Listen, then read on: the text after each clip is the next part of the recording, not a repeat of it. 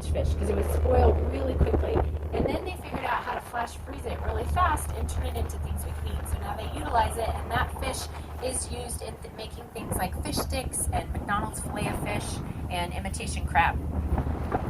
Now, I mentioned before that we have a couple cruise terminals. We're looking at our second one here. It's this gray building on the very end. This one actually 10 million people came to that fair. It was a 6-month-long fair. It was pretty spectacular. It was the first time that a TV broadcast was bounced from US to Europe. So there was a lot of kind of first things that happened. Belgian waffles were introduced. There was actually a device called a bellboy, which was the size of a remote control and about twice as heavy, that sat in your pocket and it would vibrate if somebody was trying to get a hold of you. Yes, it was the first pager, so kind of interesting. Cell phones actually did away with that, so we don't, not too many people use pagers anymore that I know of, but that Space Needle is quite an interesting structure. Now it is. It is. It's a seal. Make it.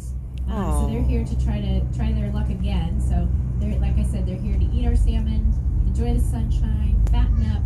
Sounds like a pretty good life, right? Yeah. These California sea lions, they can actually get to 800 or 900 pounds. Wow. They are huge. Actually was recently Polar Star number 10, this red icebreaker. Now it was up in Antarctica doing work for about 100 days, and it just returned here recently in about the last week or so. So it's pretty neat to see it. It is currently the U.S. Coast Guard's only active icebreaker, and this area here is actually home to the U.S. Coast Guard West Coast sector. So this is just returned. While they were gone, they actually had a fire on board, which is pretty scary to think about because they were out in the middle of nowhere, but they were able to contain it, and it's back here now.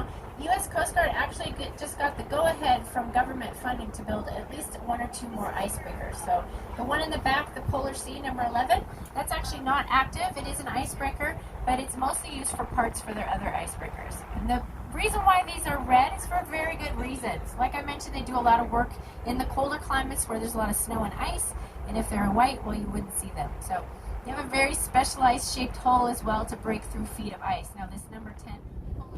So now we are coming up really close to this container ship, which is very cool, and hopefully we'll get to see them loading it here. You can tell this one doesn't have too many containers in it. The reason why you can see that is for obvious reasons. There's a lot of blank space above, but another way you can tell is if you look at the hull, the paint on the bottom, it's kind of, well, it's a bit old, right? It looks like it's red, yellow, orange. It's a little rusty, all different colors, but there's a lot of it. It's quite wide, which means there's not a lot of containers in here yet. So they're loading this one, or either loading it or unloading it. Not quite sure yet. And then this one will take off. But this is nice. We're going to get a up close and personal view of them doing the containers right now.